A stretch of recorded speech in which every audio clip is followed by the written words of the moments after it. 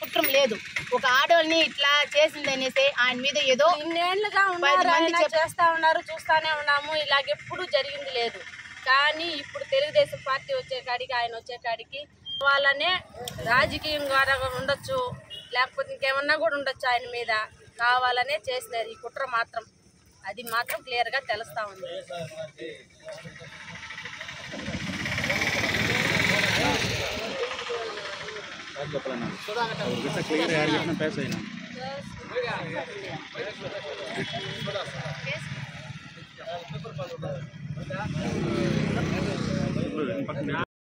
చేయడం మా ఆడ జాతికే ఒక సిగ్గుగా మేము భావిస్తా ఉన్నాము.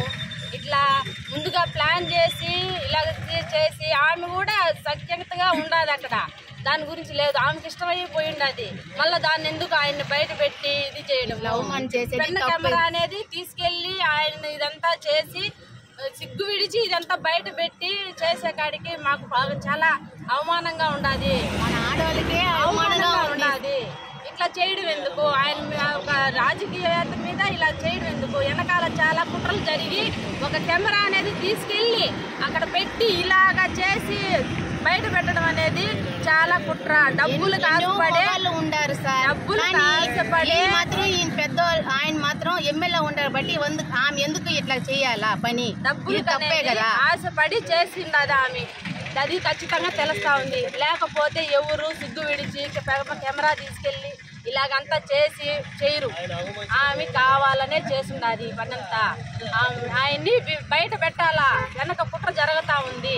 దాన్ని దయచేసి దాన్ని బయట పెట్టి ఆయన మీదున్న రిమార్క్ అనేది తొలగించాలా. ఇది మా ఆడవాళ్ళ తరఫున మేము వినపం చేసుకుంటా ఉన్నాము.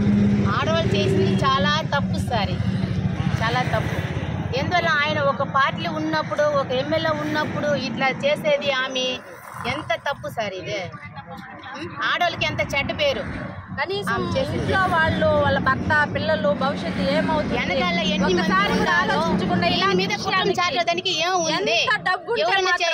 ఇలాంటి అవమానం ఒకసారి పడిందంటే వెనకటికి పోదు. వాళ్ళ పిల్లల భవిష్యత్తు ఏమవ్వాలా అవన్నీ ఆలోచించకుండా ఒక మనిషి మీద ఇలాగా రిమార్క్ చేశారంటే ఆమె ఎంతటికైనా తెగించేసింది. అదే అర్థమైంది. కెమెరాలకే ఇది చేసేటట్టుగా ఏ ఆడది అట్లా చేయరు. కానీ ఆమె చేసేదంటే వెనకాల ఎన్ని వాళ్ళంతా రావాలా కాదు.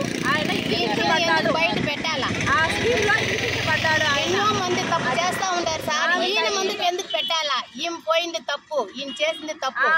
ఇష్టపడే పోయింది. అది క్లియర్ గా తెలుస్తా. దాన్ని ఎందుకు మళ్ళీ ఇలాగ చేయడం?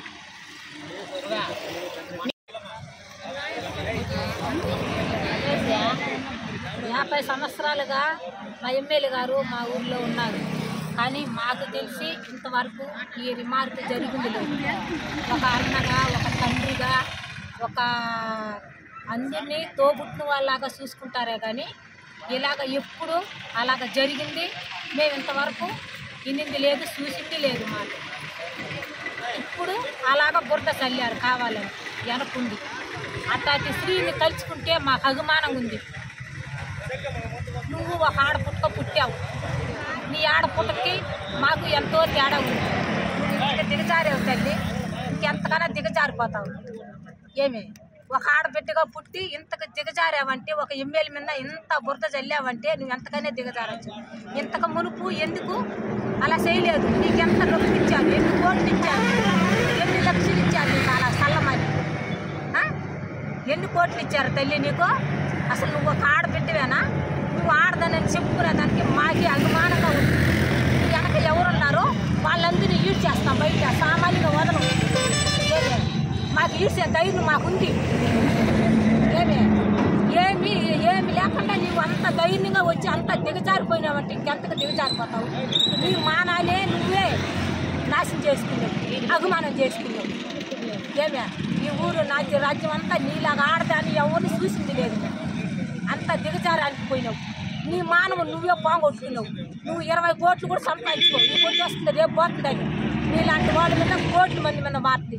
నీ మానం పోయిందే, నీకేమైనా రాగలుగుతుందా? రా అంటే రాలేదు. ఇంకా నువ్వు అన్నిటికీ దిగజారిపోయిన దానివే. దిగజారిపోయి అన్ని తిరిగేదాన్ని. నేను ఇంకా ఎవరు మధ్య ఇచ్చేవాళ్ళు ఎవరు లేరు. వాడు పెద్దిరెడ్డి తప్పితే ఇంకా ఎవరిని మదించరు. కానీ పెద్దిరెడ్డి మాత్రం ఎక్కడైనా వస్తే చెప్పు దిగిపోతున్నాయా